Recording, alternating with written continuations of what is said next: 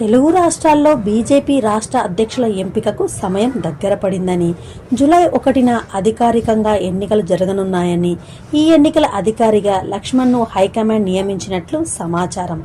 అధ్యక్షుల పేర్లను ఇప్పటికే పార్టీ పెద్దలు ఖరారు చేసినప్పటికీ అధికారికంగా జూలై 1న లేదా ముందు రోజే సమాచారం ఇవ్వనున్నామని, ఎంపికైన నేతలు మాత్రమే నామినేషన్ వేయనున్న నేపథ్యంలో ఇది కేవలం ప్రాసెస్ మాత్రమేనని పార్టీ వర్గాలు తెలిపాయి. తెలంగాణ అధ్యక్ష పదవి కోసం ఈటెల రాజేందర్, బండి సంజయ్, ఇతర సీనియర్ నేతలు పోటీ పడుతున్నప్పటికీ ఎవరికి అవకాశం దక్కిందో త్వరలో వెల్లడి కానుంది.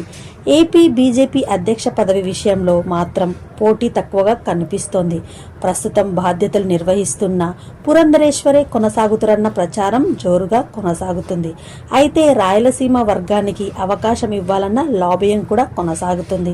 జూలై 1న రాష్ట్ర బీజేపీ అధ్యక్షులపై తుది నిర్ణయం వెలువడనున్నట్లు సమాచారం.